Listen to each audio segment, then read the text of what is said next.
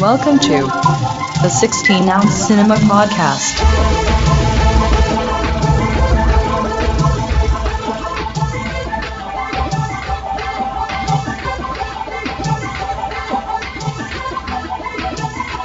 Hello and welcome to 16-Ounce Cinema, where we talk pictures and drink pints.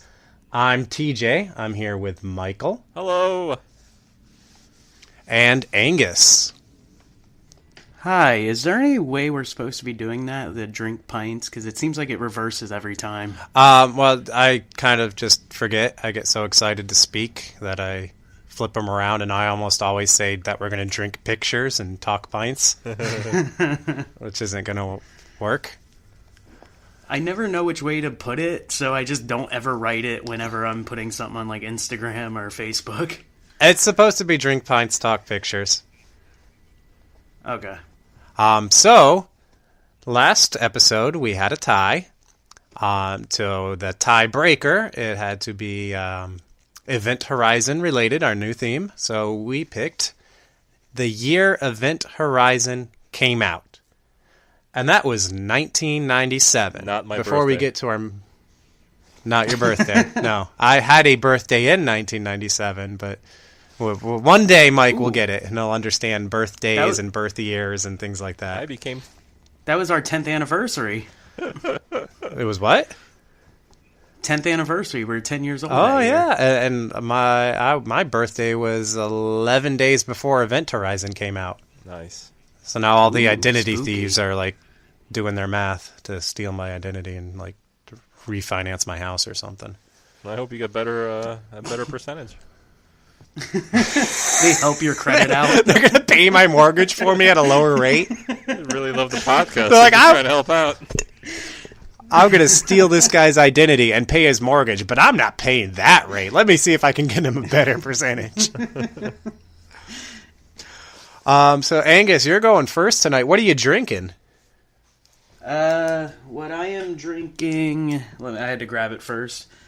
My movie, I wanted to pick a beer from Pakistan, but apparently Total Wine doesn't carry Pakistani beer. I don't even know if they drink beer in Pakistan. Did you or if go get your... to like an associate and say, hey, I need a good Pakistani beer?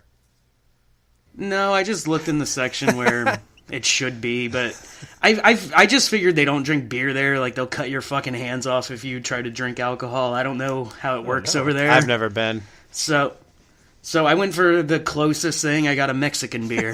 Okay. And it is called Sol, S-O-L. Oh, I've seen that, and I've been curious about it, although it looks like water. Yeah. So.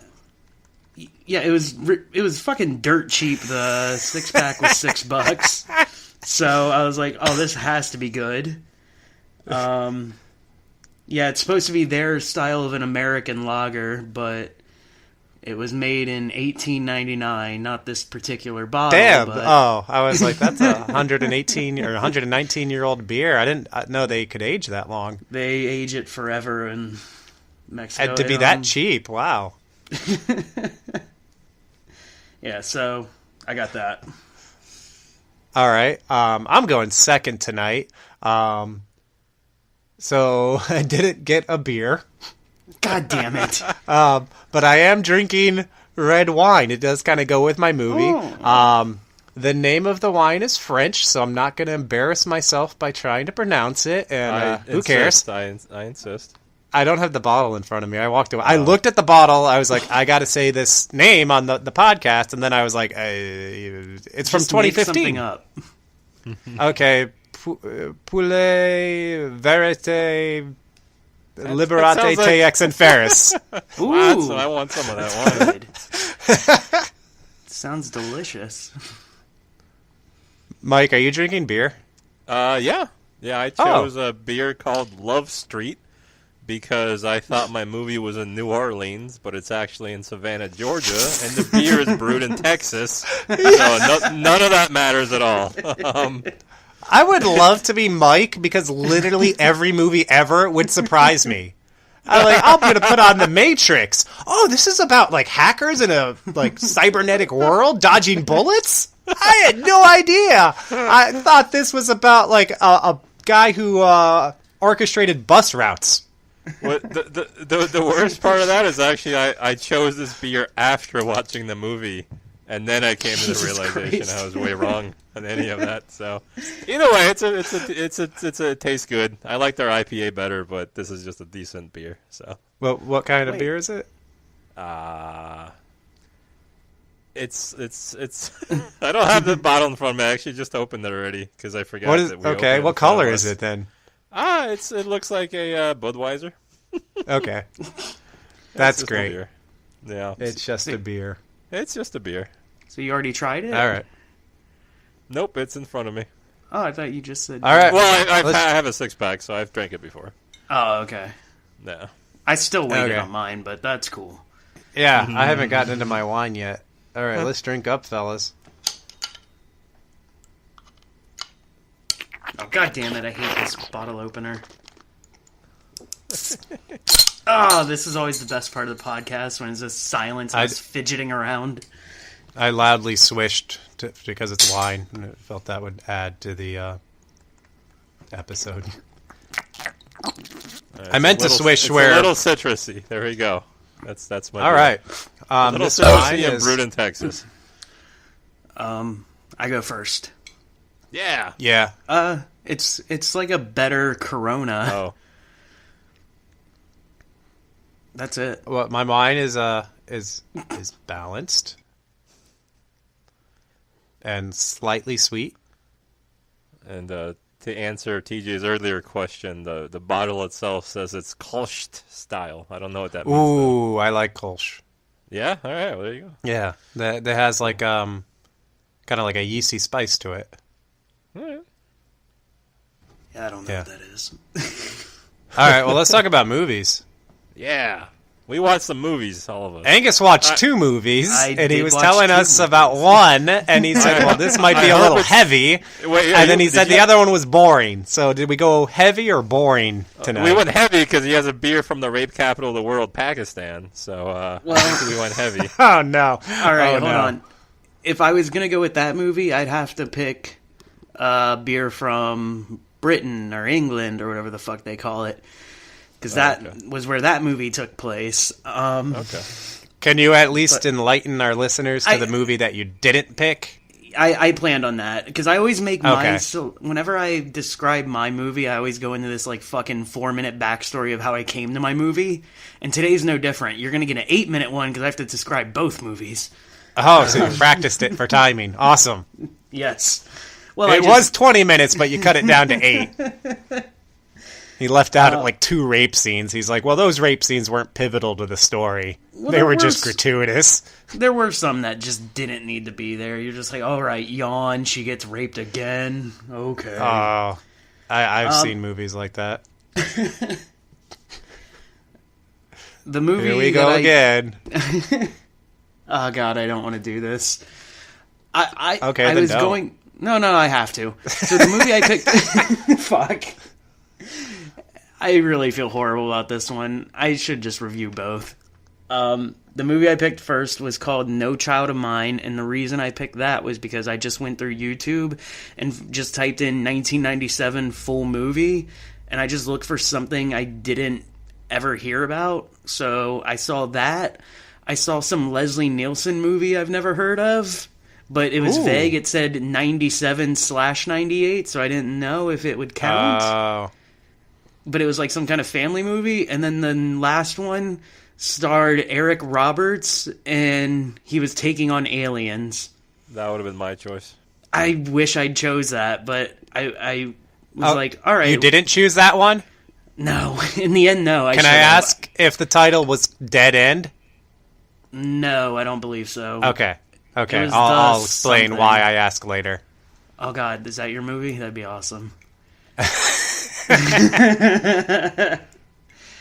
All right, so I picked the No Child movie, and I started watching it, and it was just depressing, and I knew it would be ridiculously hard for us to make jokes during this explanation, because the movie's about like a little girl who just gets molested by every adult ever that she comes in contact with in like horrific ways. So Lovely. yeah. So I Mike thought, would like, have had no problem just laughing. I would have that had a one great out. time. Yeah. This movie's a laugh riot. I would have been like, oh, Mike, come on. And he'd be like, you pussy. No, the funny thing is, like, I was okay with like the first three and just the over top, like them just beating the girl, and it was hilarious because, like I said, it was an English movie, so it's like, you're snubbing my daughter, you is. Oh, Shit like really that, hard so- on that. Oh, yeah. And you were describing it to it. It sounds like one of those movies that's just so relentless that you end up just laughing at it. You know, like when there's no relief, like it's just so over the top negative that you just have to give up and be like, okay, this is just stupid. That's what I was expecting, but it was actually like by the 45-minute mark, I was just like, God damn it, I can't do this. Like, I really felt bad. And I told somebody at work about it, and she actually watched the movie after I said don't. But I'll just give you. So I was gonna say, like she knew about the movie. It's like, oh my god, no Child of Mine. I've been my waiting for favorite. someone to talk to me about. Yeah, I love that movie. I got the Blu-ray. I had to ship it in from England because it was never released in the States. I got a region-free Blu-ray player just for No Child of Mine. No, she actually went through and like researched the entire story, found out about the book that was written and everything else, and then became. She read the fucking book. No, she didn't read the book. She read about the person. You have a lot of power over your coworkers, dude. Yeah. She was just doing all this too to like, you know, so she can be educated on the episode. You know what? You really should have just brought her on the episodes. She could have been our special guest for the week. Yeah, we could have found her special guest, and she could have talked about No Child of Mine and told us about the fucking book. Yeah, shit. I didn't think about that. Like, that's my bad. But she watched flew the to entire England movie. to actually see it in a theater in a special showing. Fuck. So what did you end up actually watching? I want to get to the end of that. Yeah, you didn't finish the story about the chick because we just jumped all over that. Yeah. And I'm just laughing because I don't know how to respond to it. She watched it and said, like, it all ends up good for the little girl. Yay. So, yay. Except for the scars. Well, she's, scarred for life, but apparently she found a family that doesn't rape her. That's all we ask for in life, isn't it? A family that doesn't rape you. Just please give me a family that doesn't rape me. And I can be happy. Okay, so I didn't. That's some low-hanging fruit. I'm not doing this. I feel awkward already. So move on to the movie you actually did pick, or is it worse? So the movie I picked is about like 3 women who just get raped repeatedly. No. Is this I the can't sequel? tell if it's serious. No Child of Mine 2? It's her daughter that she just fucks. Well, this is the one that's never getting released. So, Oh, alright. fuck, dude, I really didn't want to do this. That's why I'm trying to get out of it. All right. Wait, is that really your actual movie? No, it's not the movie I picked. Fuck, dude, I just want to stop talking about this fucking movie. Yeah, let's Okay. go on. All right, so I went and found another movie. I should have just watched the goddamn who'd I say? Eric Roberts fighting Eric aliens. Roberts. I should have watched Yeah. that. And he could have Yeah. mind melded somebody. I'm instead into you this watched- Eric Roberts alien movie. I'm gonna go watch that instead of being on this episode. Oh god, yeah, this one's gonna be rough. I can already imagine what people are gonna say. Imagine if I actually did the 35-minute review of that, though. Oh my god. It would not be 35 minutes when I was done editing it. Oh god, like so the movie I picked was, and that's the end of the movie. She ended up with a family that doesn't rape her. The movie that I chose is called The Second Civil War. And it's not a sequel to Marvel's movie. Okay. Terrible. But it's a sequel to another Civil War movie? No, it's a sequel to the actual Civil War. Okay, so Civil War, like, reloaded. Yes. Okay. Part 2. Electric Right. Boogaloo. The movie was made by Joe Dante, who you should know as the man who did Gremlins. So this is like an unheard of Joe Dante movie? Yeah, very unheard of, because I don't know how I know how I found it, but I don't want to say. Okay. Vague. TJ knows the site. Yeah. And I just typed in 97. But anyway, so it sounded interesting. I clicked it because the cast that it had listed on it, I was like, okay, this is going to be really fun and funny.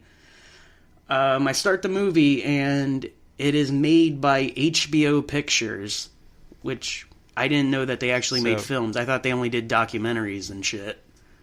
Okay, so made for HBO? Yeah. Okay. Yeah, that was just strange. I start watching it, and I gotta pull up my notes. It says sometime in the near future, and we're in a news station, and everyone is frantically moving around, and there's this old dude, and it's a guy that you would recognize the moment you saw him. He's like really dark skinned, and he's like very hairy, like hairy chest and everything. He's been in like hundreds of fucking things you've seen, but you don't know his name. Apparently, I think he was the villain in fucking Commando. Like, one of the villains. Because he showed up on that, but I haven't watched Commando in a long time. But the one thing that I saw him listed as that was like, oh, I can relate to that, was he played Richard Nixon in the movie Dick. Do you remember Dick? I didn't see it. Oh, well, goddammit. I only wrote him as Dick for the rest of the thing. I haven't seen Dick in years. Dick. I like that. Dick. All right. Old dicks. Well, there's plenty of dick in this movie, and it is... I'm just going to shove it down your throat, whether you like it or not. What was that? Did you get dicked? That was a cough. Yeah, it was in my throat. I had to get it out. Okay, so Dick is angry and yelling, and he walks right past Ron Perlman. And then it swipes from Ron Perlman to James Earl Jones at his desk giving an inner monologue. All right. What? Yeah. So there's some pretty cool people in this. And James Earl Jones is talking about, like, the news industry and, like, what it means. Man, you're dying. It's all Don't about mind dick. me. It's prep. Yeah, don't mind me. Okay. I didn't know if it was the wine or what. All right. I forgot that you were dying. Yeah. Shit. Yeah. All right. It might be So AIDS. the story is Idaho is closing down its borders, right? Because they're rounding up these child refugees from Pakistan, and they're supposed to be sent to Boise, Idaho. But the governor of Idaho doesn't want these refugees. Yeah, I'm with that guy. Yeah. All right. This movie, it's so fucking weird how, like, this movie is so relatable to today. So then we cut to the White House, and President Phil Hartman wants the refugee children into the country. He wants them in Boise, Idaho specifically. I almost did a spit take all over my mic. Yeah, the moment I saw, like, at first they showed Phil Hartman, I'm like, oh, cool, Phil Hartman's in this. And then they were like, President. I was like, oh, yes, this is great. Because it had to be one of his last roles if it was, like, 97, right? Yeah, When did he die? he shot him, like, yeah, he died on set. No, he's not fucking the Crow. I'm rewriting history. Okay. That's how I want to believe it. All right, so it cuts to the children. The refugee children are on a plane, and they're ruining the plane like they're soon to ruin this country. Wait, so there's only going to be like 100 of them? There's a lot. Yeah, There's enough to bunch fit of on a them. plane? There's And this guy multiple- doesn't want them, like, put up somewhere in Idaho? Maybe it's like a fleet of planes, but they didn't have Yeah, enough they're- money.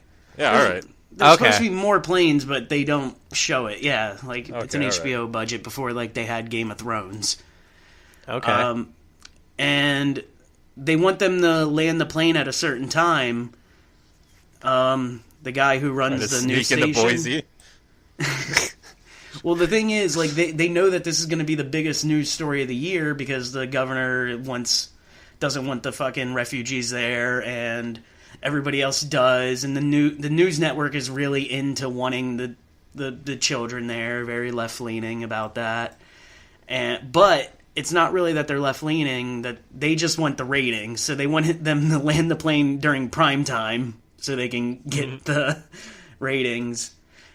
And oh, fuck me. Shit. Oh, my notes are out of order. Hold on. Okay. All right. Do. Oh, they fucking went backwards. All right. So now the once liberal Governor Farley is now anti-immigration. Chris Farley? Yes. Let's just say he's Chris Farley because I don't know Ron who the guy Perlman, is. Farley, Dick. And Phil Hartman. President Hartman. Yeah. President All right. Hartman, all right. He's against immigration now, and he's jumped up 12 points in the polls. Ron Perlman is mad because he wants the children in, and he believes all refugees should be taken in. The governor is mad that the girl he likes doesn't like him. He keeps going like, oh, she isn't even looking at me. Like, this whole time, he doesn't really give a shit about what he's saying about, like, the refugees. He's only focused there's on a this one chick. What? A romantic subplot in this, like, second Civil War? Yes. What? But that's all just- he cares about. Like, he really doesn't give a shit about, like, the refugees or any of this shit. He just wants to fuck this girl a lot. I Okay. hope he gets it. All right. Yeah. Okay. Dick Man is telling James Earl Jones that morals don't matter anymore. It's not the 90s anymore. It's all about the ratings. And he wants to keep the plane in the air. I already said that. The governor is about to give his big speech, but the only thing he can focus in on is his mistress, the girl that won't look Okay. at him. So it turns out like they used to This bang, guy.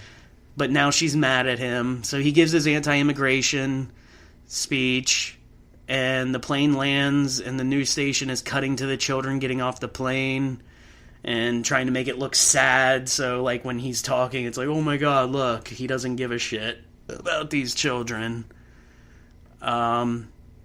And then the girl that he fucks, like he's been fucking and is sad about, won't give him attention, works for that news station that's against him. Brr, next page, it's not there, cocksucker. God damn it, dude, it did all my notes backwards. I'm so fucking mad. Alright. This is What just a was I sign saying that you about should her? have gone with Eric Roberts. Yeah, I should have. Everything's going wrong on this. I feel like I'm being raped by... Dude, have a beer. You need a beer. You're I haven't... afraid. Yeah, give me a second, because I haven't touched my beer since the Yeah, first... Go. Oh, damn. Go. Really? I've already finished my glass of wine. Well, I've been talking about these goddamn movies I've been trying to watch. The reason she's mad is because she's Mexican. So she's like, oh, well, you want to keep out refugees, you want to keep out aliens, I'm an alien. Not That's like fair. not like an Eric Roberts alien either, like just an elite. Well, I think she was people. legal. So if he just wants to get Okay. laid, how come he's anti-refugee? Why doesn't he just be I- like, yeah, bring him in? Because he never really went understood that. anti-refugee, and he's like, that's not the only thing that just went up 12 points. That was good. I was I waiting liked to it. get that one out there. I liked it. So they keep playing footage of sad refugees. One of the guys is mad about them, saying our country is going down. Ron Perlman saying it's not their fault. Then the network doesn't want to upset the Hispanic community because it fucks with their advertising with Hispanic companies, and they don't want their money fucked with. So that's what the news Yeah. station's concern is. Oh, this is so relevant. Right? And this was made 21 years ago, and it said Yeah. not the near future, so it's fucking crazy. Problems that never go away. All right, the governor goes to a house of, like, supporters of his, and it turns out to be just a bunch of, like, redneck gun nuts. And And like the people that went with him, like his advisors and shit, are fucking terrified. They're like, who keeps fucking bowls of grenades in their living room? Because that's what they had. Instead of like candy, it was like grenades. Oh my Is gosh. this like a slapstick comedy, or is this like a real movie? Like, No, Yeah, is that a satire? how am yeah, I it's supposed to be feeling right now? From what I gathered, it's a satire. Yes. Okay. And it's done very well, in my opinion. So all this is going on in the gun nut house, and all he's thinking about is that girl. He's not even paying attention to these fucking crazy people. And then it goes back to President Phil Hartman, and it shows that he's kind of a moron, and he just listens to whatever people tell him. Like, all of his advisors, and they just tell him, act like this president. He's like, I'm gonna act like that president. And then he gives like a shitty speech that has nothing to do with that president. Then the news station finds out that North Carolina plans to attack Idaho. Oh Because- no! But Because just like they- that? Yeah, just like that, because they don't agree with their plans to fucking cut off the border. So the president says that Okay. there's 74 hours for them to make it, for the governor to make a decision about it. 74 hours? 74 hours, but He's got is it- time to watch a movie and then Well, 3 that's- days. Hold on, Gonna hold have on. some It's, nachos. He's like, hey, it's 1997. You can watch Event Horizon, and then you have 3 days to make your decision. I'm Phil Or Hartman. make your decision I'm and then Phil watch Event Horizon before you call me. well, it's more humor because, like, 74 hours, they had to change it to 67 and a half hours.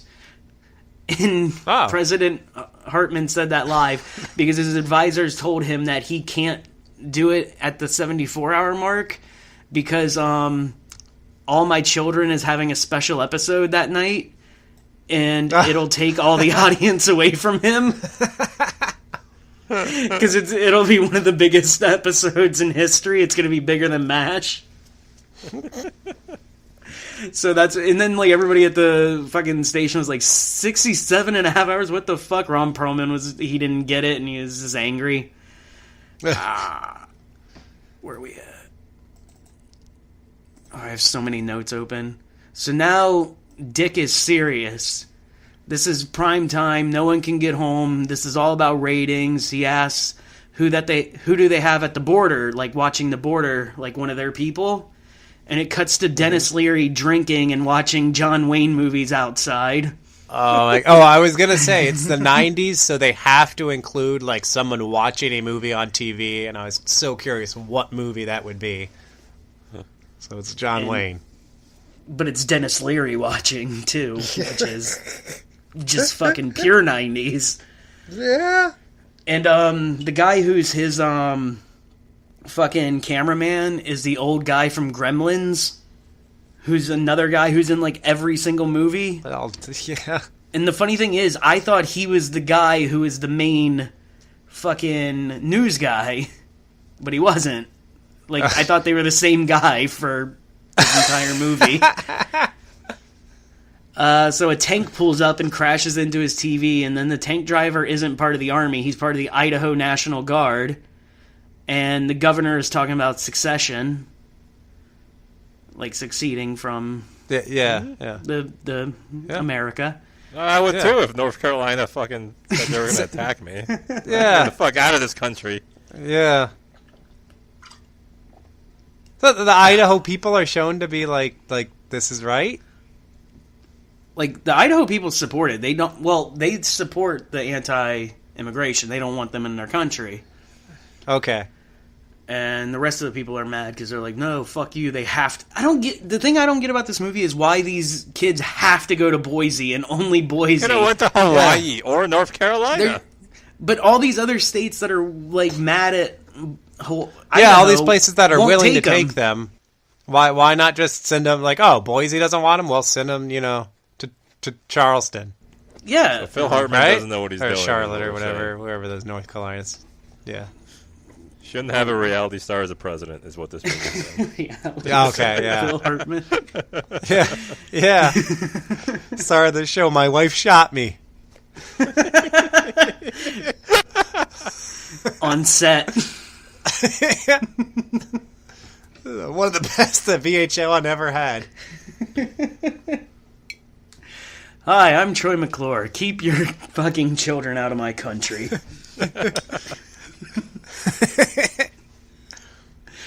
One of the news guys wants to do the We Are the World like video, but he wants to superimpose like the refugees into it. But then he was talking about like actually like superimposing the refugees playing the instruments and shit over like the celebrities from the original video. And it's all for ratings, and everybody's like, "Oh, well, keep going with that." Yeah, that sounds like a good idea.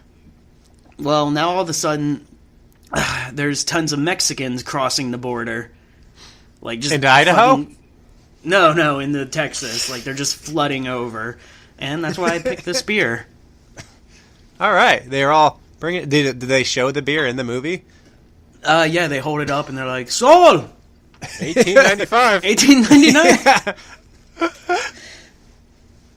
Fuck, I can't do a Mexican a lot of voice. that beer back then. Then the Los Angeles governor, who's Mexican, is saying, "No borders, everyone's in this country," and all of a sudden a shootout begins. And you think it's like crazy, like the white guy shooting at him. No, it's the black gangs of LA are like up on the roof sniping at the Mexicans because they don't want the Mexicans taking over their area. Like I said, like it just goes in so many directions you don't expect. There's two military commanders, they're yelling at each other, and everyone's watching it on the news like, "Oh my god, this is amazing, what are they saying to each other?" And when it zooms in, they're just basically telling each other to fuck off and fuck their mothers. Because they both knew each other from Kuwait and who was the first one to go in. And then they were like, "Oh, you still owe me a beer, faggot," and stuff like that. But this sounds like it has like all the chaos of 1941, but without being just too scattershot. I don't know if you've seen 1941, but there's just way the fuck too much going on in that movie. I haven't. All right. I didn't know where to go with that. I wanted something, but I Sorry. had nothing. I was going to make up some other year, like, no, I saw 1952. It was pretty good. Oh, yeah, 1952. There's a Blah, theme blah. for us one day. Movies that are just years. How many are there? Ooh, 10,000 BC. Called it. The Roland right, Emmerich one? I don't know. I would do the... I'll take the 100,000 or 1 million, the one with Raquel Welch. The one that the Asylum did. They did one? Asylum ripped off 10 million BC or something with another one of their shitty versions, like 100,000 BC. I don't know. Let me get back to the movie. Yeah. Yeah, let's do that. Mexicans are blowing up the Alamo. Now the I wasn't Indians expecting to come back to the movie to that. yeah, great. Indians are closing their reserves, so then the president's like, well, fuck it, give them more casinos. But That sounds like Phil Hartman right there. yeah, that was Yeah. totally a Phil Hartman delivered line, too. It was perfect. He's like, well, how do we make them happy? Casinos, that's what they like. James Earl Jones is now, like, upset with the glorification of all this, like, just nonsense just for ratings. He's a real reporter. Like, he's, like, an old school guy, and he just thinks this is terrible. The governor's stalking that Mexican lady, and she's been puking for a couple days now. He's like, oh my god, she's pregnant. It's mine. He's saying this to his, like his advisor, and the guy's like, okay, that's cool. He's like, I'm gonna name it Juan Pablo. So Awesome. Dennis Leary has been fired and unfired multiple times at this point, and he's fired again, but now he figured something out, so he's putting up the news feed live to the guys back at the station. He's like, oh, you're going to want to see this. And he's, like, filming them, and you see, like, the National Guard, they're wearing, like, cowboy boots and shit.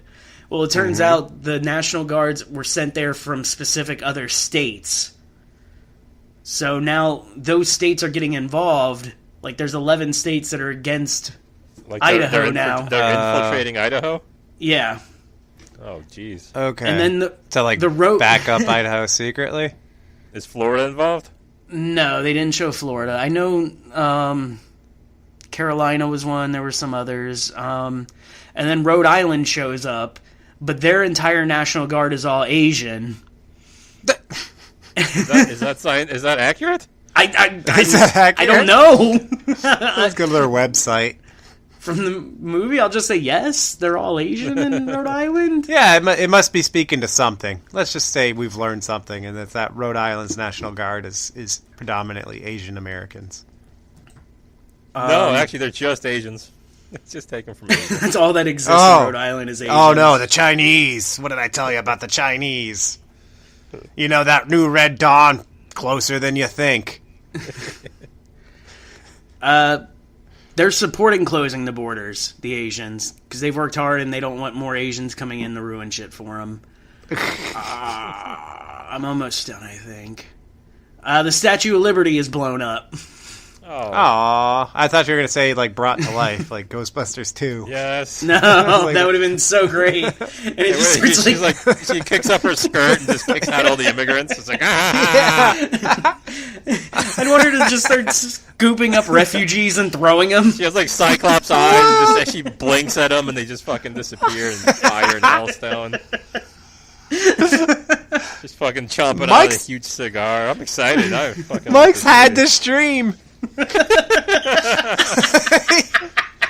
That's my statue. Yeah. Proud of her. Oh, fuck, I love it. So, at this point, I went to go grab some comics out of the car, and then I came back, and the war already started, and Dennis Leary was hanging out under a truck. Then, live on the news, they're showing a firing squad killing people, and the woman on the other side of the prompter, like, the guy is like, oh, well, in other news, this. And then she's like, what the fuck? Fuck this. There is no other news. What fucking news? She's, like, flipping out. Because there are people just executed on television.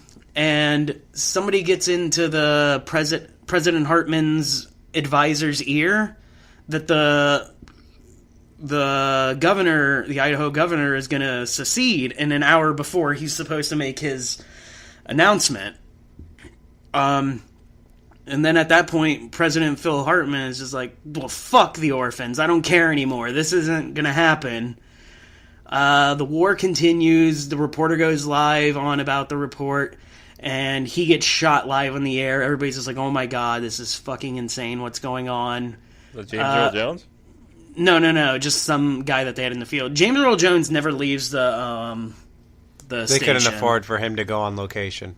He was just in an office. He was too good to go.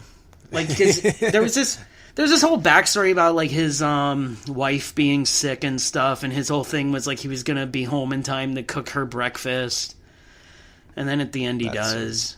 Spoiler. Oh, okay. It's a great ending to a movie. Yeah. That's literally the actual ending of the movie, is he goes home to cook her breakfast. That's nice. The guy that told the president about the governor seceding was wrong. He misunderstood the other guy from the news thing. The guy who told him was from the news corporation where that chick is fucking the guy. So that's how he knew. He said he was going to succeed. And he was going to step down and raise Mexican children. That's his plan. So the whole thing happened for no reason. Like, this whole war was for nothing. And they just let it go on. The president let it go on because he didn't want to look like a fool. Wow. And There's a lot going on in this movie. yeah. And that's the end of the movie, except for during the credits. It has like a newscast, like, talking behind it. And it talks about how the episode of All My Children pulled the highest numbers of TV ratings ever. Okay, there's closure. And that is the end of the Second Civil War. Is this worth watching for Joe Dante fans? I will tell you later. Oh. Okay. All right. Fuck, that was long. I'm sorry, people. Holy shit. That was like 20 minutes. That was fine. No, that was longer than 20 minutes. That was way longer. All right. So I'll just jump right in. Cut all that rape. Oh, sorry. It's all staying right there, right where it is. I'll jump right into my movie then, if we're ready for that. Yay. So we got 1997 as the year, and I perked up because I've been sitting on a little gem for about 12 years. The VHS for Bleeders. If you don't know, this VHS has just these creepy looking mutants on the cover, but there's actually like a pouch glued onto that cover full of fake blood. So this thing has been... Yeah. I'm so jealous of that when you got it, because I always wanted to watch that movie, and I love that cover so much. So when you got it, I secretly was biting my fucking knuckles, like, no, I'm happy you got it, man. Yeah, oh man, it's awesome, and it's been just decoration for me for 12 years. Whenever Hollywood Video shut down, like 2006, yeah. So like 12 years, it's just been sitting on my shelf, and the blood's all at the bottom. You got to shake it up to move it around. So I was so excited to pull this out, and I got my VCR out, and I've been holding on to this VCR just because, like, I'll have those like things I have that are VHS only, or I have a few VHS still, and replacing those to DVD or Blu-ray really is not viable. And I looked around, actually, and once I had it hooked up, I'm like, okay, well, I have it hooked up. Maybe, what else do I have on VHS? I actually don't have any other VHS anymore. Hold on. So what about that one that you had that you got at the same time? Like, it was like some voodoo thing that we watched. It was on VHS. I think it was a Full Moon movie, but it was like some dude's voodoo. Do you remember? Like Bones, the horrible Dr. Bones. No, I don't have that anymore. But you had it, right? Maybe it's buried somewhere, because I think at the same time I got that, I got Scream Bloody Murder, which was some like really low budget cheerleaders getting killed movie. That was the one that looked like Jason Voorhees ripoff, right? They I actually watched that one back in the day. They go to like a junkyard and just get killed, and I don't remember the killer. But the cover was a guy in a hockey mask, right? Or am I thinking of something else? It's a black cover. The text was kind of like a red splash. There might have been the guy on there. I think they mostly showed the chicks. I remember there was like no violence and no nudity in that movie. It was just okay. awful. I only saw the cover, but yeah. I was thinking about that Dr. Bones movie the other day, and I was trying to remember what it was called. Horrible dog. Maybe I still have it. Maybe I wasn't looking in the right spot. Oh, you know what? I must still have them, because I don't remember ever getting rid of them, and I do have a box in the back of the closet. Anyway, maybe I'll watch some of those VHS for another episode. So I got the VCR out, and I hooked it up, and I'm dying. The reason I asked about your Eric Roberts movie is I totally watched all the previews, and one of them was for an Eric Roberts movie called Dead End, where, I don't know, he's like a cop and there's weird shit going on. I was kind of glazed over for that preview. Some other highlights are Lou Gossett Jr. in The Mummy. They have a big disclaimer saying that they have nothing to do with Universal. Oh, I was going to say 1997. Isn't that when that movie came out? Like that Mummy? No. These are all like Bleeders caliber movies. Well, I know, but didn't fucking Brendan Fraser's come out around that time? Yeah. So they must have been riding the coattails, or was that 99? Anyway, is it 99? I don't know. I thought they were. I'm not up on my Brendan Fraser movies, so they should be, blast from the past. Great movie. Furry Vengeance is amazing. There's this one called Lost Assassins that looked really violent and starred Lance Henriksen. Ooh, I love him. He's there was like a Sex in the City ripoff. Another sex movie had like Sean Young, like just banging guys and girls to a Cranberry song played over the trailer. That movie was called Men. Oh.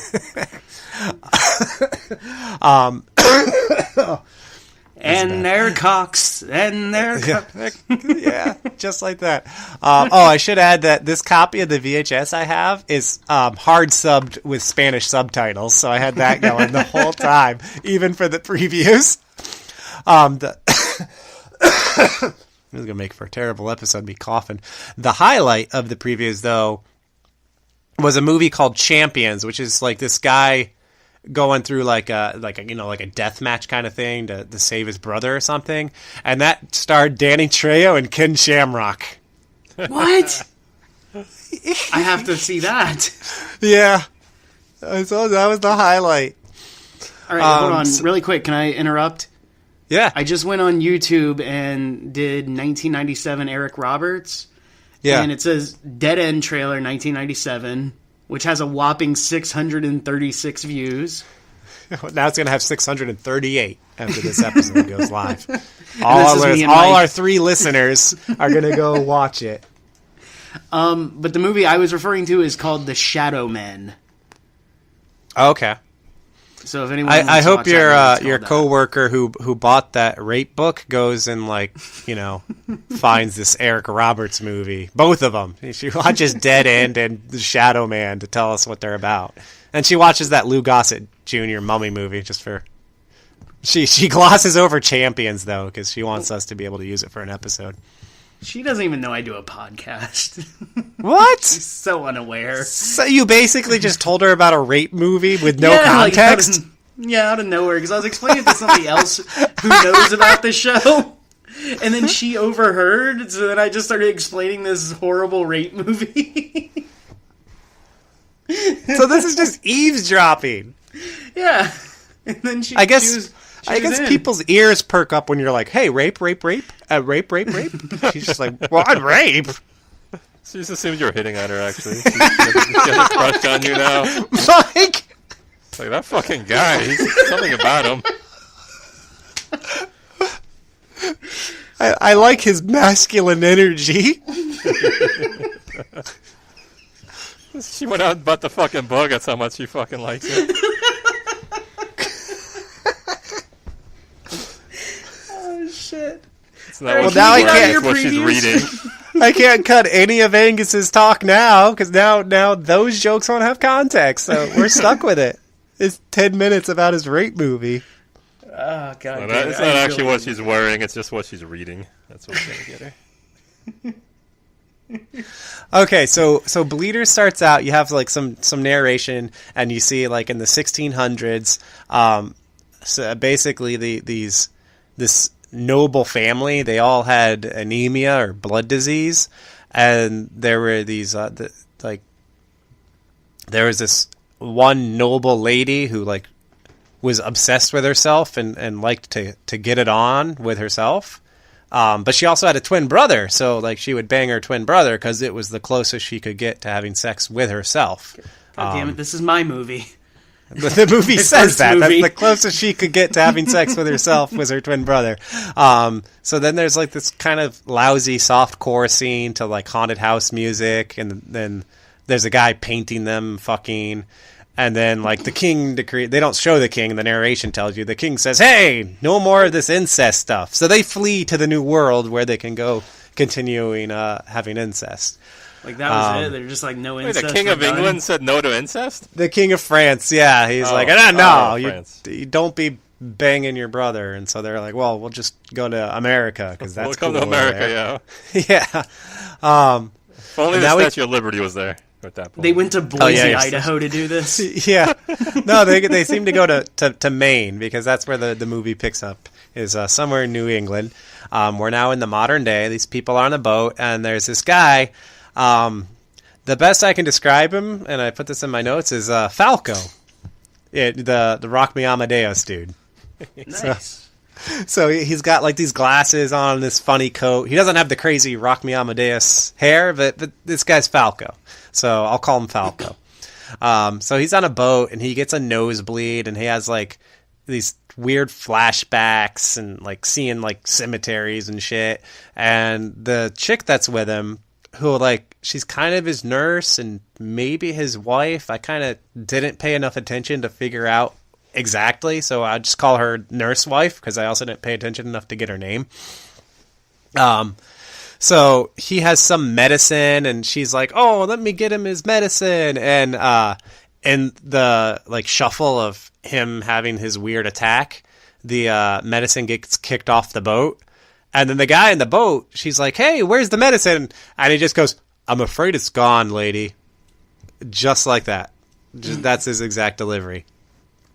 Well, So he wasn't wrong. It is gone.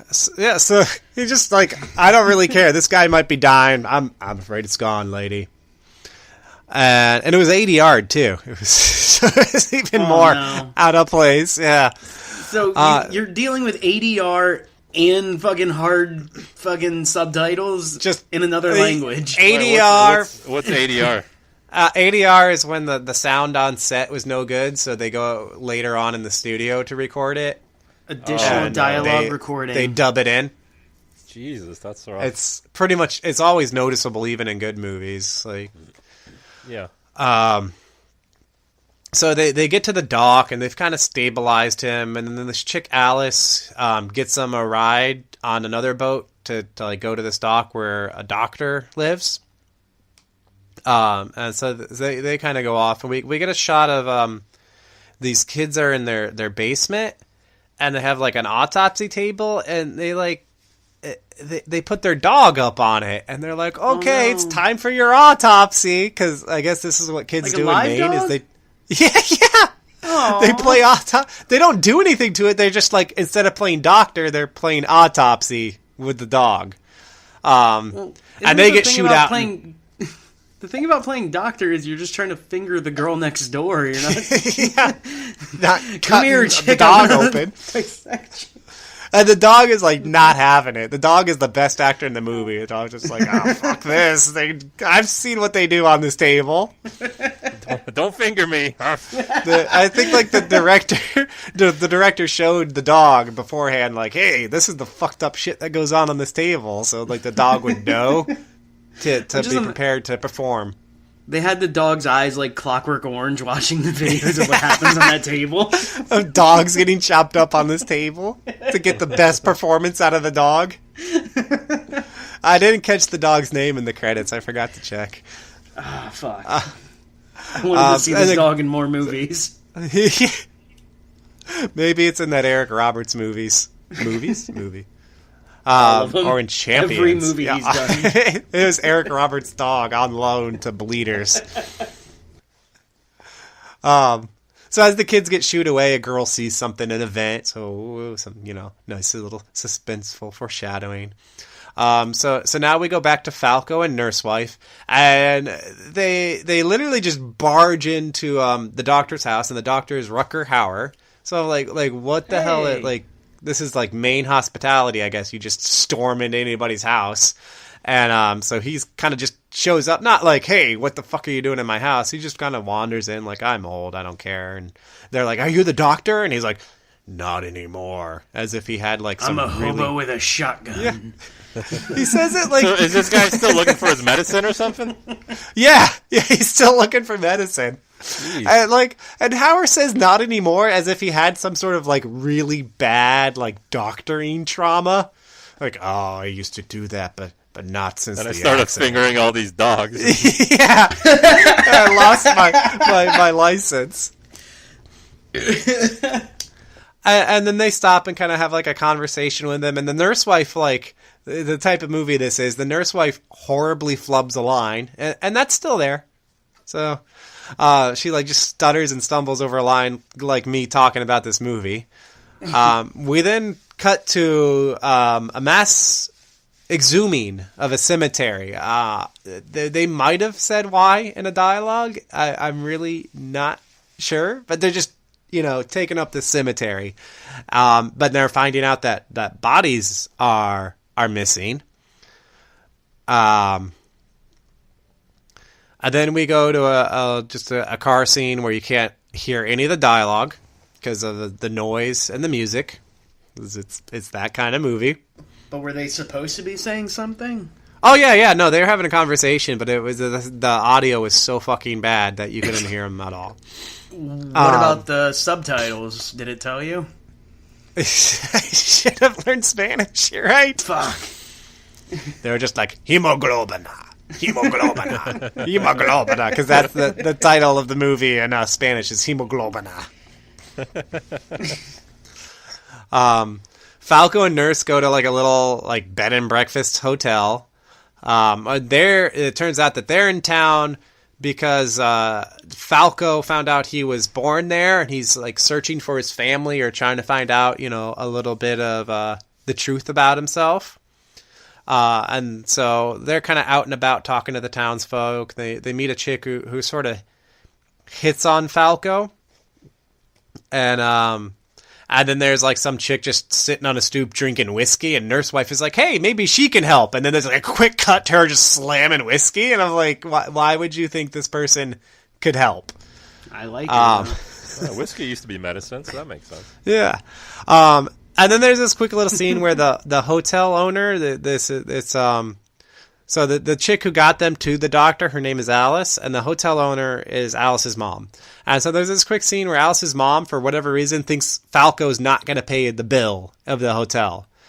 And so she's bitching about that, and Alice goes downstairs. And so apparently that earlier scene where the kids were playing autopsy with the dog is the basement of the hotel. And the basement of the hotel is a funeral parlor. Oh. Yeah, which that's like, no thanks. But I guess if there's no other hotel in town. So Alice is like the receptionist for the hotel. And then she, I guess, when she isn't needed for the hotel, she goes downstairs and puts makeup on the corpses. And okay. I'm getting a little ahead of myself. Because they gotta look sexy later, or like, why is she doing this? I guess because she just wants to. And I'm getting a little ahead of myself because really what happens is you just see this chick like with a corpse in her basement, and you don't really catch that it's a funeral parlor right away. And Nurse Wife comes down into the basement, and they have a quick little conversation. And then Alice is like, "Please don't mention this to my mother." And I was like, The fucking corpse? Like, this stranger just met you and you're like telling her, hey, don't tell anyone about the corpse. I guess Alice's mom doesn't like that she does the makeup on the corpses. There's also a little subplot where Alice's mom like steals from the corpses. If people like to bury their loved ones with jewelry, she'll steal the jewels. But Alice's dad is kind of a nice guy. He's this guy who should have been Clint Howard, but I guess they couldn't afford him. About now, I'm wondering what anybody could afford Clint Howard. I mean, but they spent all their money on Rutger Hauer. Rutger Hauer wasn't that big then. No, he's in fucking Bleeders. Yeah, well, that's what I'm saying. Like, you could have got both. I guarantee you I can get both of them for this podcast for like you get Rutger Hauer and Clint Howard? Same episode. Hauer and Howard on the same episode. And they'll Horizon Shift movies they've been in. They're like Clint Howard, we're going to make him a Horizon Shift ice cream man. And Rutger Hauer can Horizon Shift hobo with a shotgun. I've got a perfect name for it. The Howard Hour. Boom. The Howard Horizon Shift. Ooh, Horizon Hour. Oh, and we should take a shot every hour. Or not every hour, every minute for the hour of Horizon Hour. Fuck, I'm so lost. Go on. Oh my god. Anyway, let me move on. So, Rutger Hauer and Nurse Wife are having this conversation, talking about, like, I don't know, what the fuck. Because Howard just shows Nurse Wife a baby in a jar. I kind of lost the conversation because I'm just like, well, he's just showing her a baby in a jar, like, hey, I keep this in my collection. Isn't it neat? And she's like, oh, Falco will be very interested. Like, what the hell? So now we go back to the cemetery with Alice, and she's going out to the grave of one of the recently deceased because she wants to make sure that her mom doesn't steal a necklace or some shit. And so she gets down into the already dug grave, and then she gets a hand snatches out and like takes away the corpse and then takes away Alice. And that's our first little quick shot of the bleeder. Ooh, scary. Yeah, and then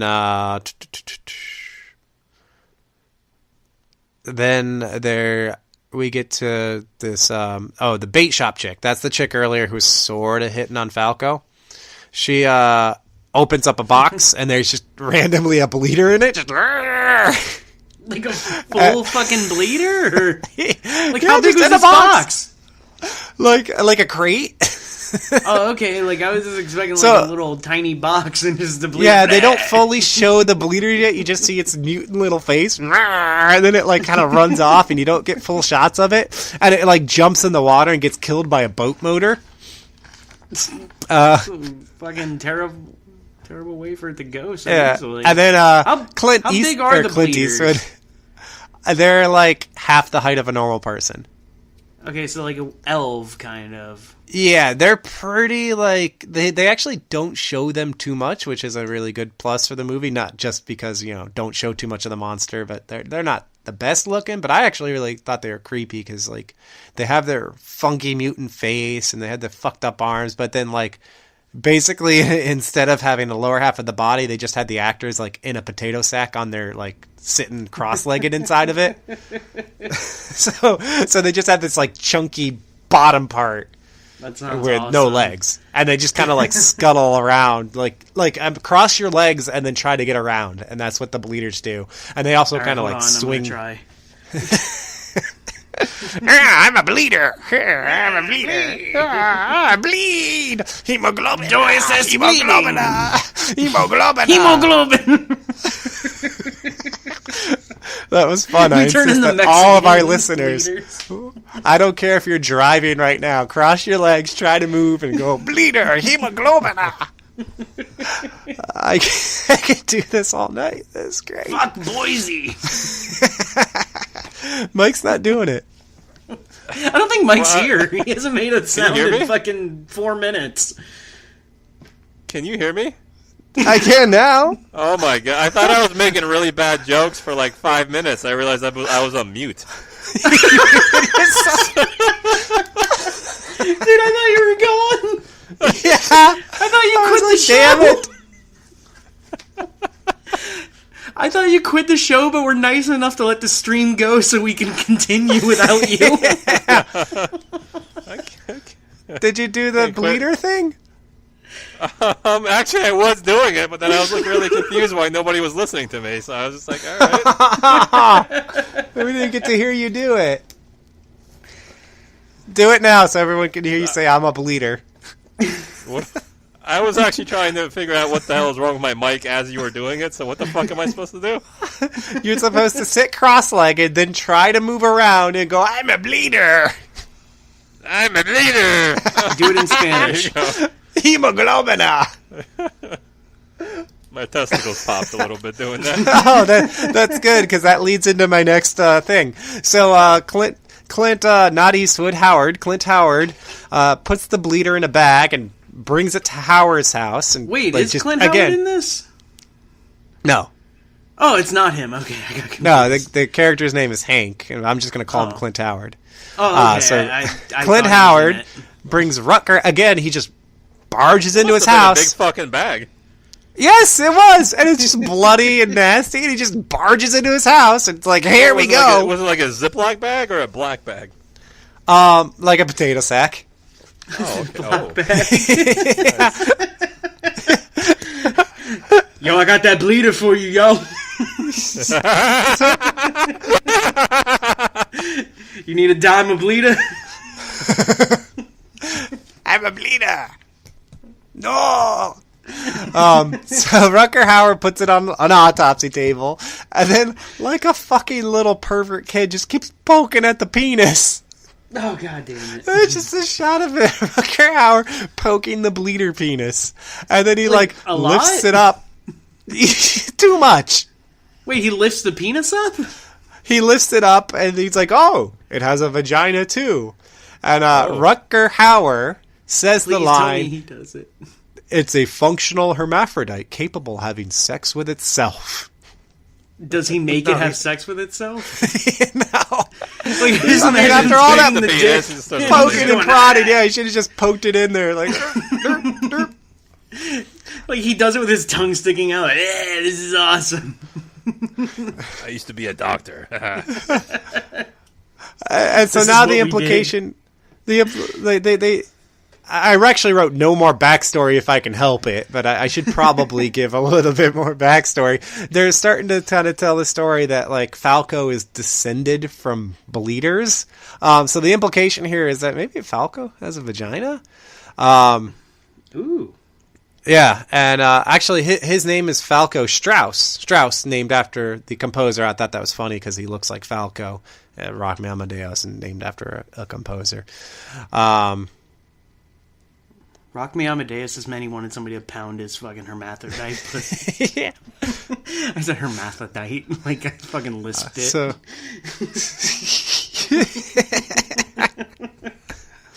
Turn him into a real bleeder, if you know what I mean. I'm a bleeder. I can't stop saying it. I can't stop saying it so much. Hemoglobin. Oh, this is the dumbest episode we've ever done. Oh, it's so dumb. So now the neighborhood kids are at night playing hide and seek at where they're exhuming all the graves. Because, okay, Still doing that? yeah, they're still digging up all the graves, and then the kids are just playing hide and seek there, even though someone went missing there. Yeah, the fucking bodies. Yeah. So that's one chick, and I actually right. The chick is a bullshit seeker. So she like counts, and then she's like immediately, "Where are you? Come on, it's not funny." And I'm like, "Oh my god, you little bitch! Like you gave it all 5 seconds before you said I can't find them. Like you're gonna really go far in life with an attitude like that." And then the bleeders get her. Of course. And now we're kind of revealed that Falco is a normal bleeder. They go to like his old house, and there's a lady there with a shotgun who doesn't want to speak, so they barge past her. Well, first they give up, and then they said Falco's like, "No, I have to know," and or however he talks, he doesn't talk like that. So they barge into the house, and it's like full of bleeders, and they like swing around with the raptors, and they don't actually speak, so they don't say hemoglobina, but it's nice to pretend that they do. And really like sad they don't.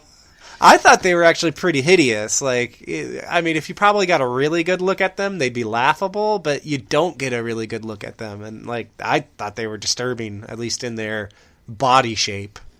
The face is kind of just standard mutant freak, but the body is creepy. I'm picturing the brain from like Teenage Mutant Ninja Turtles. I can't stop picturing that brain thing. Krang? Kind of. Yeah. Less wrinkly.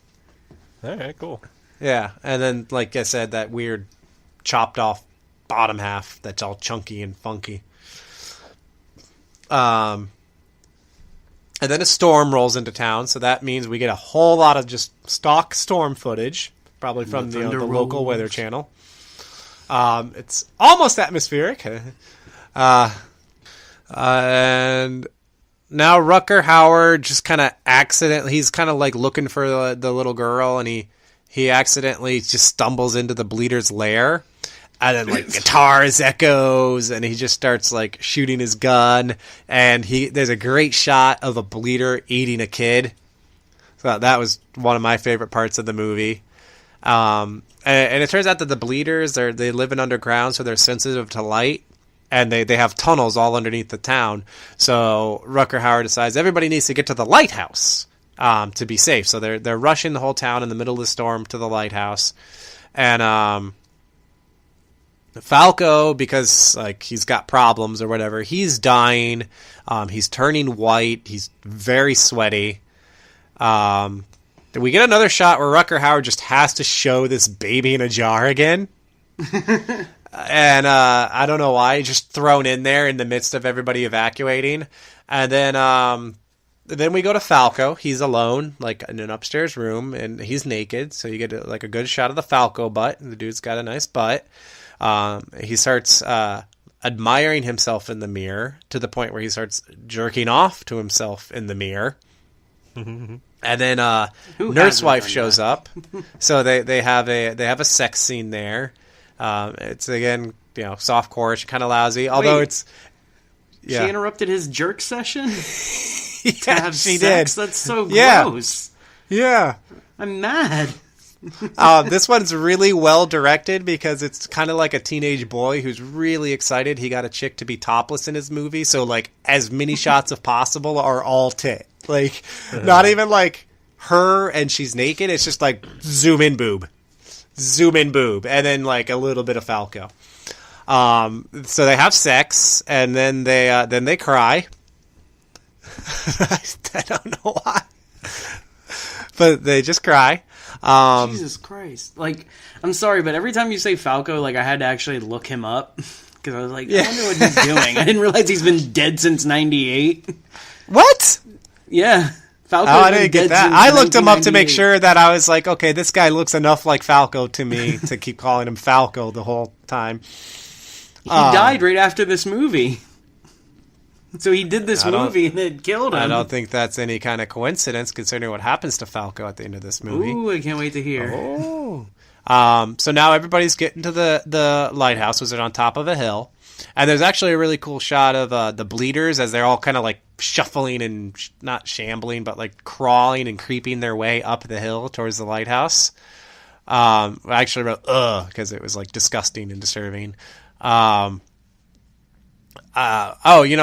wrote here in my notes. Mike was asking kind of what they looked like. I wrote fucked up Star Wars aliens. That's so vague. There's so many fucked up Star Wars Yeah, that's aliens. the vaguest thing I've ever heard.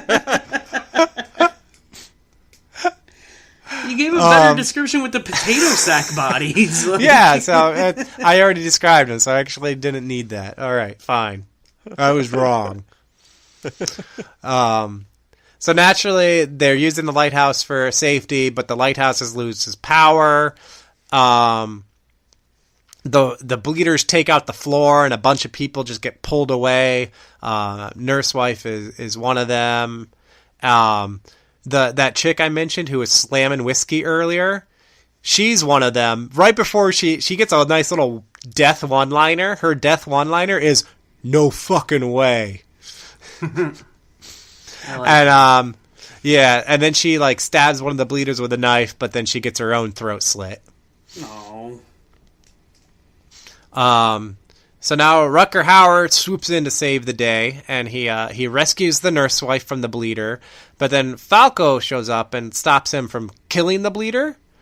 And one of the kids that got taken when everybody fell in, Falco has the kid, and then he just starts sucking the kid's blood. And of course, there's a line where I'm nurse so wife glad goes, you said blood. "Yeah." Because after what I watched, it would have been something different.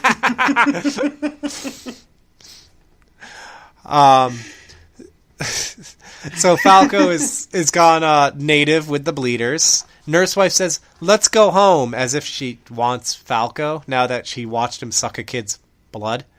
And then, of course, Falco says, "I am home." And then the tunnel that they're in collapses.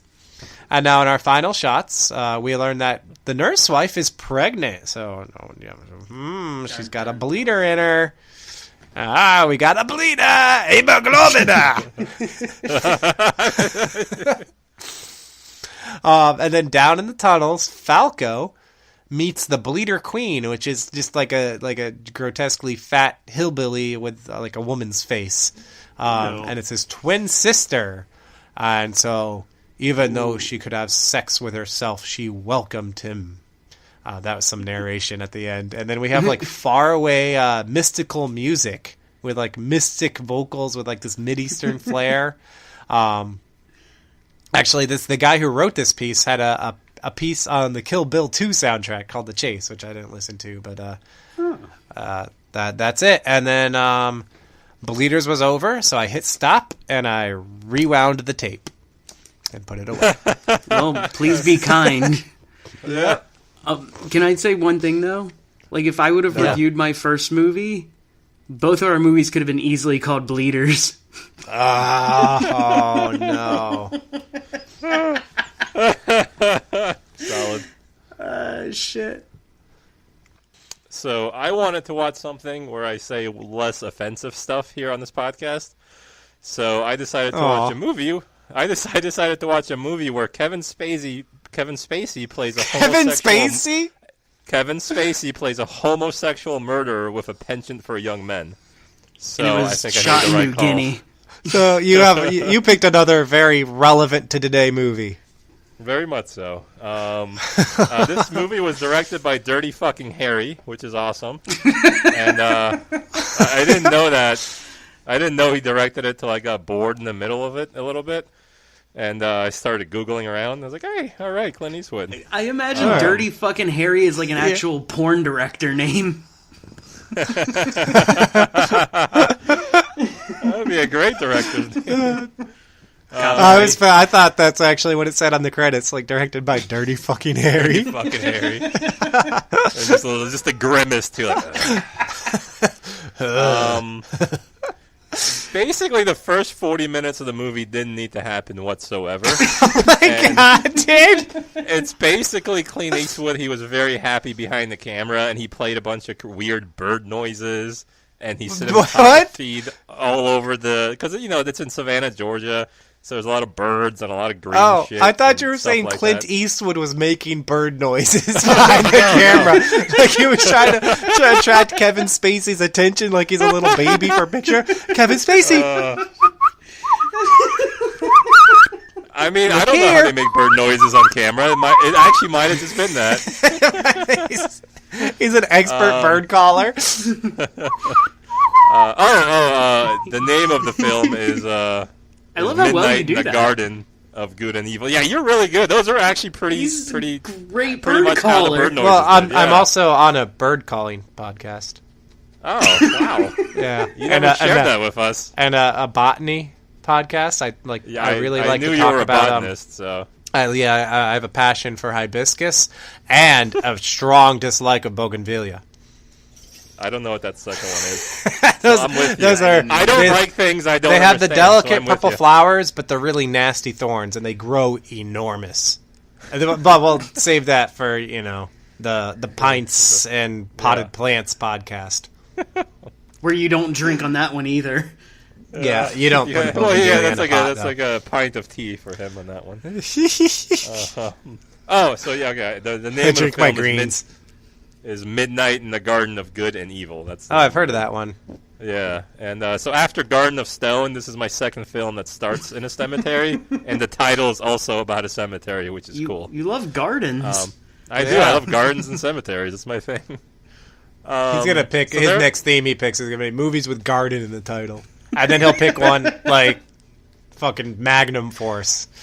To give a I good picked breakdown Magnum of the Force movie. because I thought it had garden in the title, but it turns out it didn't. I was waiting where that came from. I was like, what's he talking about? I thought Magnum Force was just about gardeners. I had no idea. I never saw it. So the movie can be kind of broken down between cool things happening in the first 45 minutes, the last 45 minutes, and the middle 45 minutes. Cool things And- in a You just homosexual picked the murder longest movie? movies available. I know. This one's like 2 hours and 25 minutes. It's Yes, crazy. you just time. picked the longest movies available. I just like Kevin Spacey. So Especially basically, this now. movie was a pretty cool time that's broken between, like, the first 45 minutes, which is why do I need to watch this? The middle 45 minutes, which is, the movie, this is what it's about.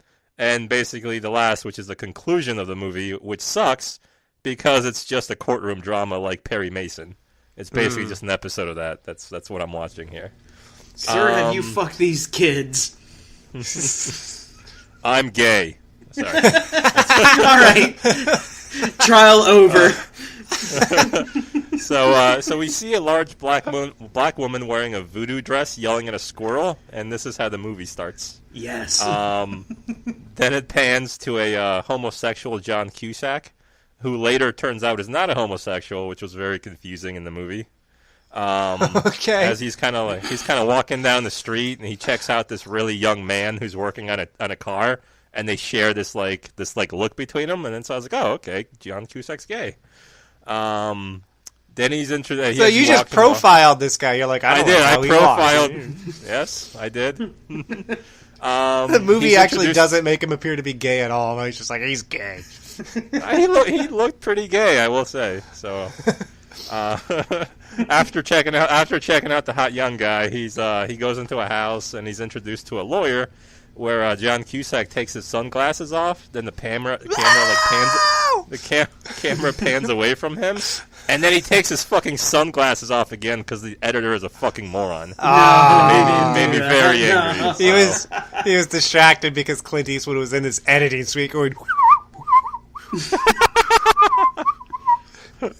I will say there were bird noises in this scene, so it's very possible. Now you'll be shocked by this, but Kevin Spacey is introduced as homosexual Kevin Spacey. What? With a Kevin Spacey Southern accent, a really stupid mustache, and his eyes look like he's the fucking Nutcracker. Howdy, I'd like to suck some dick. Yeah, he looks like he's like a gay guy who's just been doing masculine for 24 hours and just being fed cock the whole time. He's just like really happy, and his eyes are huge and just black pits of like happiness, like gay We used happiness. to party with a dude like that. Did we? Oh yeah, remember he told the story about how like he had like a mesh bottom chair and he cut out the mesh bottom. Oh, I don't Wait, like what? that guy. Yeah, That's the guy who sat on my Xbox, right? yeah, that guy said on your Xbox. Yeah, that guy was an asshole. Kevin Spacey's way cooler than this guy. Wait, what happened? Do I know We this should have story? partied with Kevin Spacey. We used to party with a gay guy who like did a lot of drugs and a lot of Was I dirty there? stuff. I mean, maybe, No. probably. Are you guys talking about me? I don't know. Now No, I'm no. confused. No. You never sat on my Xbox. I don't know. Maybe I did. I What had did the some weird mesh nights. chair story bring back some memories for you? No. So Jay Gordon? the movies. No, what? No, he didn't do that. No. So the movie is basically about John Cusack coming to Savannah, Georgia, to write about Kevin Spacey's cool gay Christmas party, which is apparently huge. But then John Cusack stays because Kevin Spacey murders his young lover, who he was paying money for, and he bought him cars, and he killed him in a fit of passion and like jealousy because the gay guy was like fucking all of basically everyone in Savannah, Georgia, men and women. So That'll get you killed. yeah. So although everyone knows he killed him for these reasons, Spacey is like I don't know, what do you call him? Like a debutante? He's like the prince of Savannah, Yeah. Georgia. Yeah. So he just kind of sticks to his story that he killed him because he was going to kill him instead. Except none of the evidence kind of proves that. All the evidence is going the opposite way. Anyway, but he also like Spacey's also like again he's super high throughout this whole film, so he just seems pretty chill that he's on trial for murder here. But before all of that, I need a drink of water here. Hang on. Drink a beer. Did you just kiss it?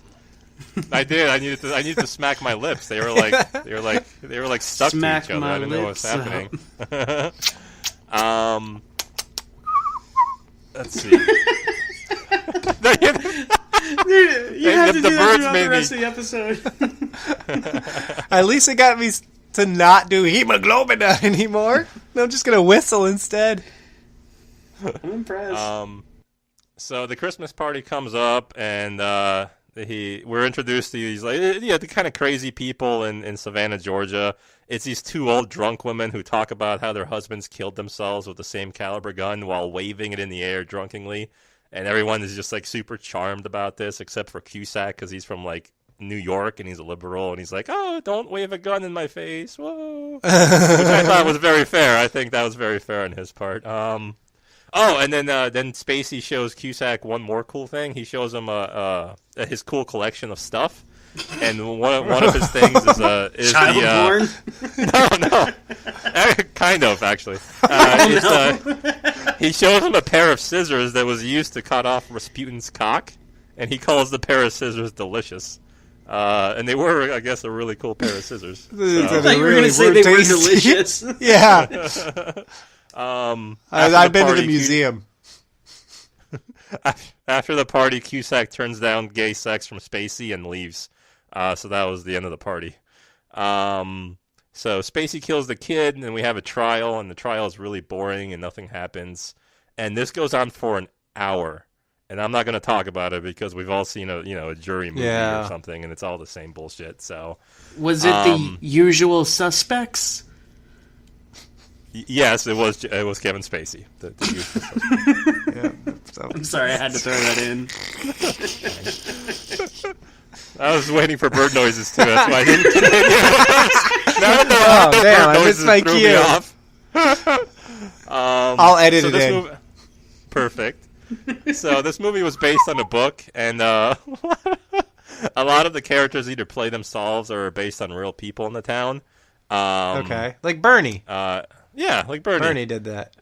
And then, like the black voodoo lady from before, she was real, and she does some like weird voodoo shit after the murder, and then when Spacey, because she doesn't think that I don't know, I guess she doesn't think that that justice was served when whatever happens. So she does a bunch of voodoo, and she says that we learned that if you do voodoo 30 minutes prior to midnight, it becomes good voodoo. But if you do voodoo after 30 minutes after midnight, it's bad voodoo. So that's called doo-doo. Bad voodoo. It's called doo-doo. And was she the horrible Dr. Doo-doo? Did she say it's called doo-doo? No, she doesn't say that. That's what Angus said. She doesn't call it doo-doo, but she should have. That would have been hilarious. And actually, it would have been in character because she was like a very kind of frumpy, happy, excitable black woman. So that bad doo-doo.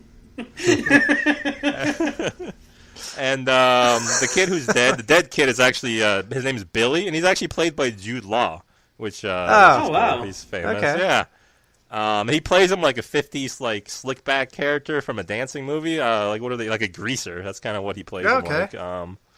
And this is basically okay. I'm already at the end, by the way. So the movie ends with the movie ends with a not guilty, and everyone is happy.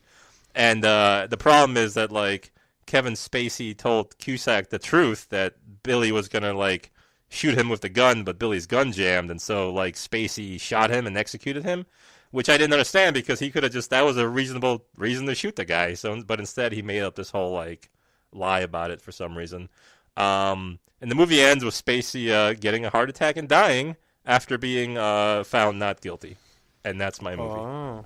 Holy shit! I don't like that you did your movie in 9 minutes. Well, I guess mine took 46. My watch, you watch this movie is a little longer than usual, so but not Mike that much fans longer. are going to be real disappointed this episode.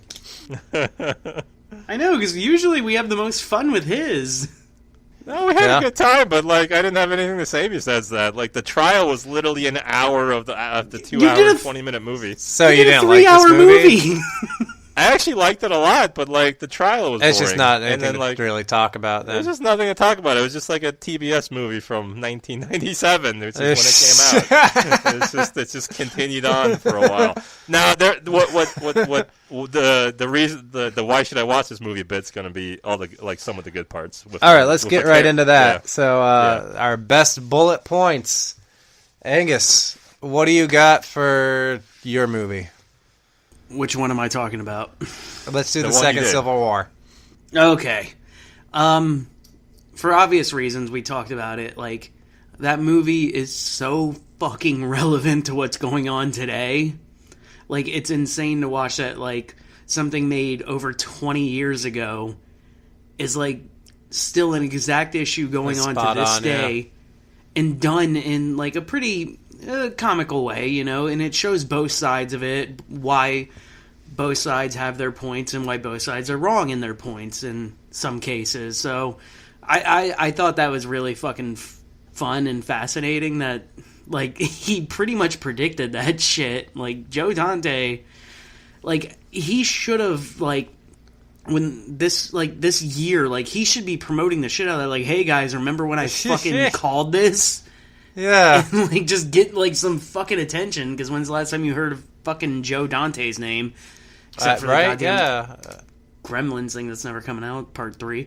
But, like, seriously, like, the fucking Simpsons had their dumb President Trump joke, like, in 97, and they got, like, fucking massive headlines. So, like, I think this would be fucking perfect for his Joe career. Dante's, like, gone invisible. I mean, he was great. He made great movies. It seems like they just all are disappearing. Like, I love Inner Space. Yeah, he's fucking great. Like, and he's like one of those guys who will do like one convention a year, I think. Mm-hmm. Like, he's like kind of reclusive, but like, I fucking love the guy. Like, I want him to get like some kind of attention. Like, this would be the perfect time for him to fucking make a comeback by just saying like, "Hey, look what I did fucking years ago. That's so relevant right now." I mean, if you had said almost, not almost anyone, but like, if you didn't say Joe Dante directed it, I might question how funny it actually was. But he's a great comedy director. Yeah. So yeah, he's really good, and like that's why like the perfect satire of it, and like a great casting, like fucking President Phil Hartman, like yeah, it's fucking beautiful. So that's like my main thing. Like I'm just gonna go with that. All right.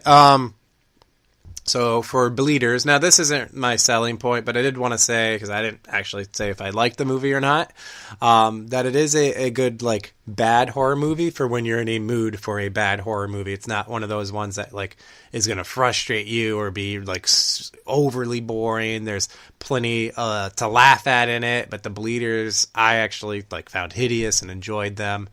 But now I'm getting a little long.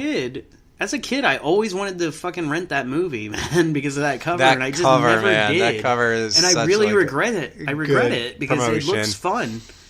Yeah, and one of the best gimmicks for VHS ever was that blood pack.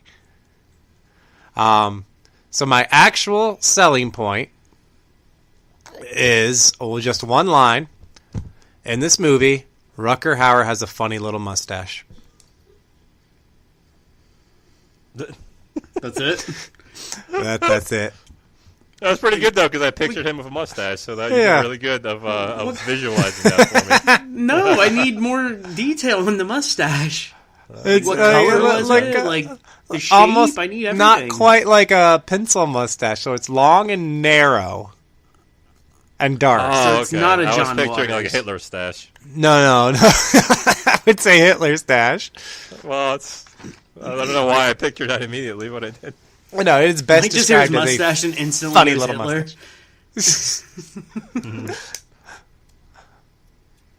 All right, so my selling point for Midnight in the Garden of Good and Evil Kevin is Spacey's mustache. Frank the Transvestite, who is What? absolutely the best part of any film I've watched so far. Besides where I watched Mel Gibson and Anthony Hopkins yell at each other. That was actually Damn your blood! yeah. So and this is how we're introduced to Frank the Transvestite. John Cusack buys a black Is this an actual flowers. actor's name? We'll get to that in a second. Damn your genitals! Played by So the same guy who Cusack, played the gay librarian in No. I Cusack love buys gay librarian. a black woman flowers because she won't talk to him, and she hints that like if he were a gentleman, she'd talk to him. So he gets her flowers. They talk for a bit, and Billy, the dead kid, used to date her roommate, and her name is Lady Chablis, by the way. Okay. And while being introduced to Cusack, she says her mom used to tell her 2 tears in a bucket, motherfuck it, which Cusack doesn't understand what that means. So he sputters for a bit, and he's like, "Oh, I looked you up in the phone book. What's the F stand for?" And then she looks at him and goes, "Frank." And then John Cusack blushes, and he doesn't know what to do because he was attracted to her, kind of. So he does the turn best out part- gay. I guess. But no, because like the whole other part of the movie, he's like, "No, I really don't want you. I don't want to. We're just friends, Lady Chablis," and all that kind of stuff. Because she keeps like teasing him and stuff like that, and he's like, "No." But he does kind of. He looks like he wants it. So Get that out of my face. so the best part is Cusack goes to like a black only rich people ball, and Lady Chablis begs to come out with John Cusack, but he's all like, "You're a criminal transvestite. I don't think that's gonna work out." How did he get the invite? Huh? How did he get the invite to that party? Oh, because he's a famous book writer, and so and he's writing about the town and stuff, and so so they invited him to like kind of hang out, and then so she says, "Are we talking about black girls?" To which he says, "Yeah, there will be black women there." And Frank the transvestite goes, well, they must be some ugly black bitches. And I don't know why she said that, but she really hates women throughout the whole movie. And she thinks all black women are thieves. Because during the ball, she accuses somebody of stealing, and she's a black woman. So she crashes the ball. No, of course not. The black transvestite is just racist. A question.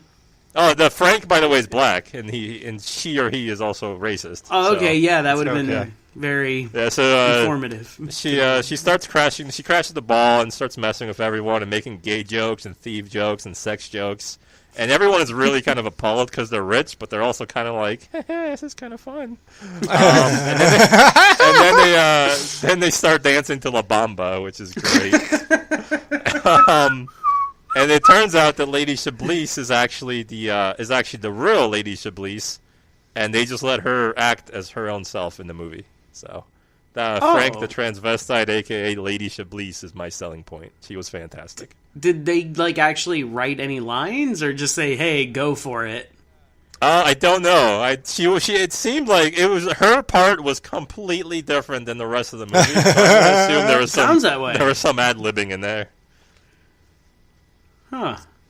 Yeah. I like it. Yeah. And I think now we're going to our Horizon show. All right, that's it. Now is the time of the show where it's our favorite bit, too, and our one that's very special to our podcast and our hearts. It's the moment where we relate all of our movies to the 1997 classic Event Horizon in a bit we call the Horizon Shift. Horizon Shift.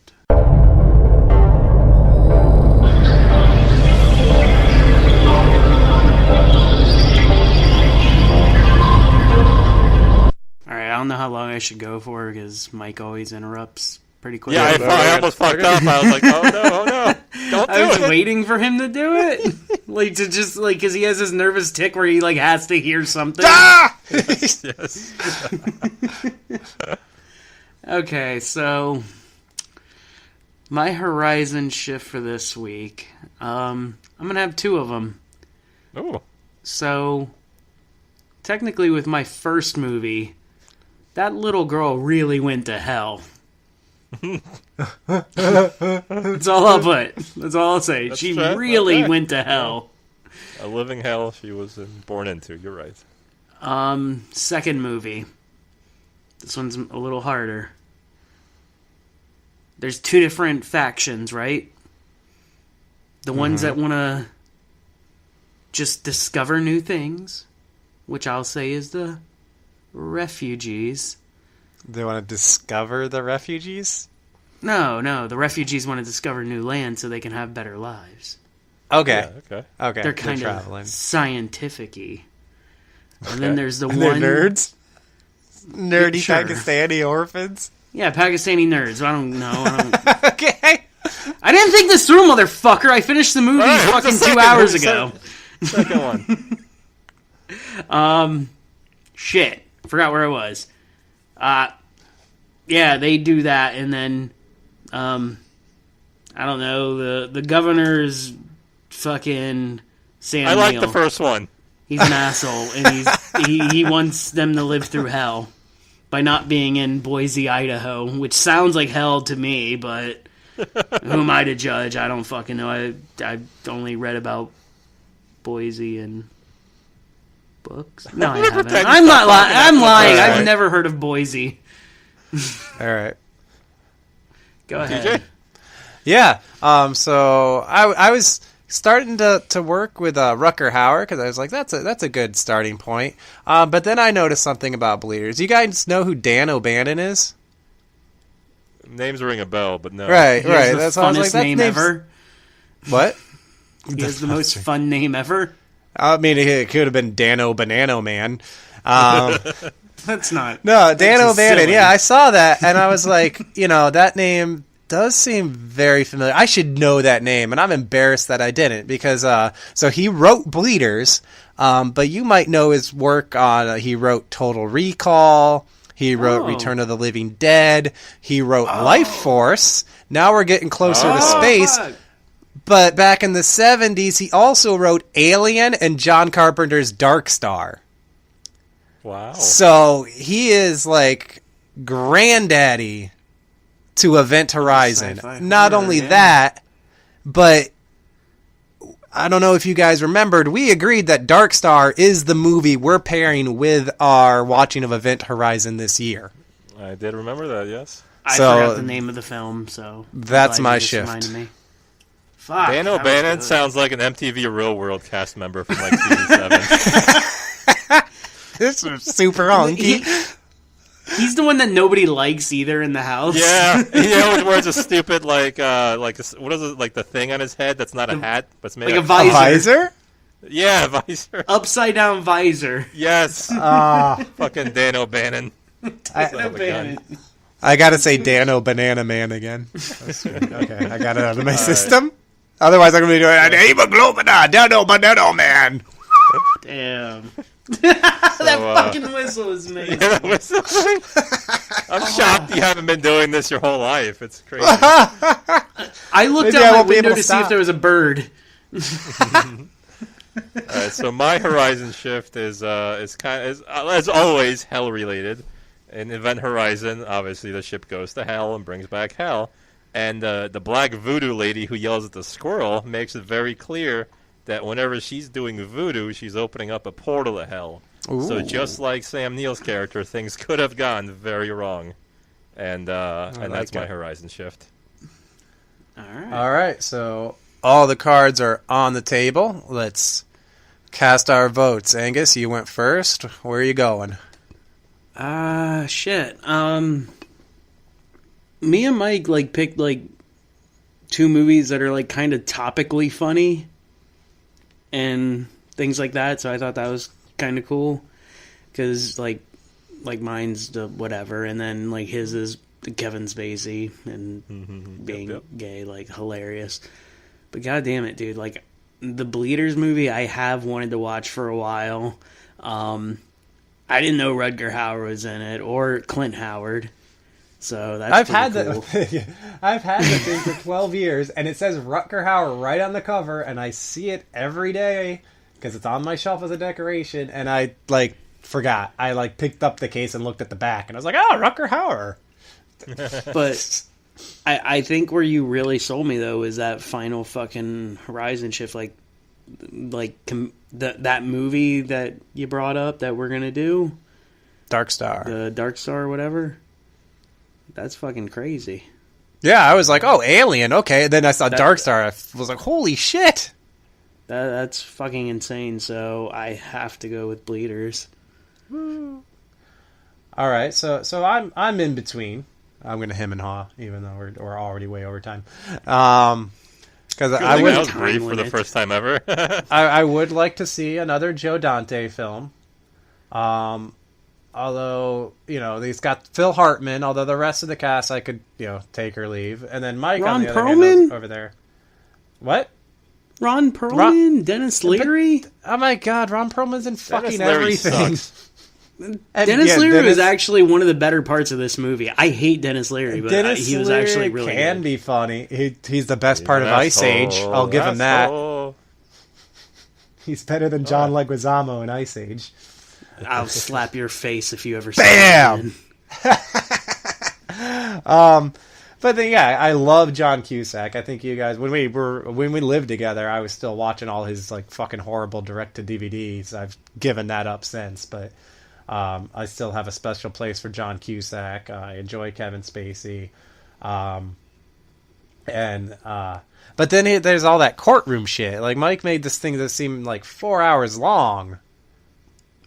And he broke it down in Oh 9 god, minutes. can I jump in one last time? Fine. Okay, Since I'm not just him in Hine, I am really on the fence.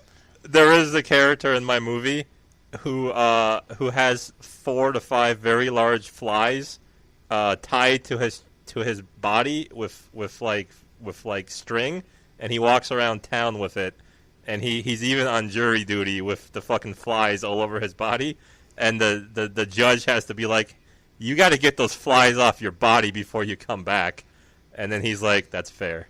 But to be Throw honest, him out there. He was I can't believe I forgot about him. That guy was insane. they wouldn't have put him on the jury the man with the flies that came in to yeah, he might have wouldn't been have vetted. passed jury duty. No, I'm calling shenanigans bullshit. Well, you have to call shenanigans on the author of the book. So it's only fair since Mike got to throw one in. Angus can have a rebuttal here. Hello. I don't Okay. have one. Yeah, that's mine. I just think the fly thing is bullshit. Okay. That's a pretty good rebuttal. Good thing I didn't tell you about the poison he keeps in his pocket.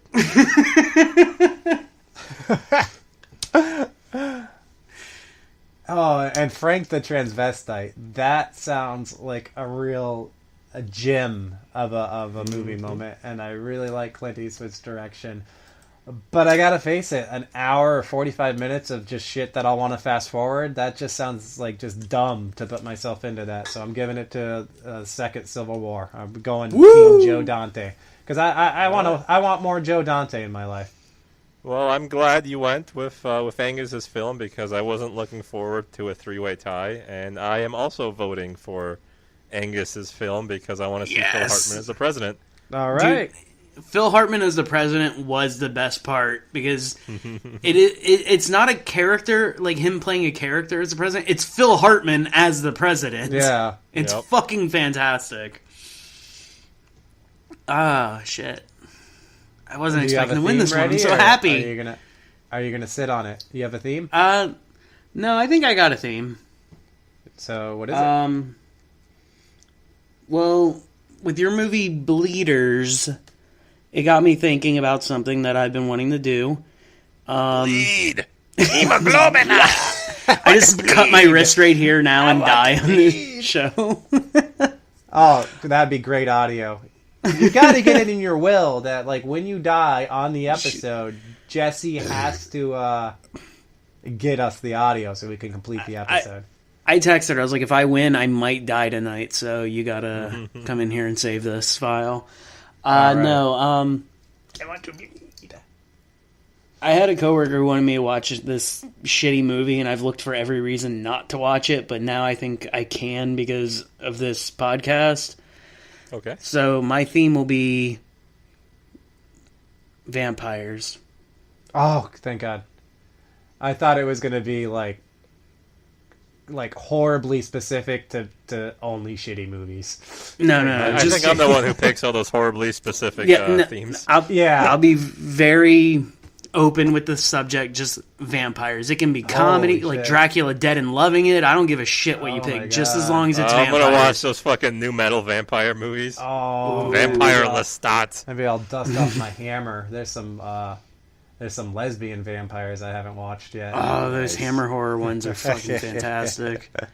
I'm okay. Well, we could just sit here and just be excited and drool over our next theme, or we could just end the episode now. So I've been TJ. Everybody have a good day or night or whatever time you're listening to this shit. Goodbye. Goodbye. See you.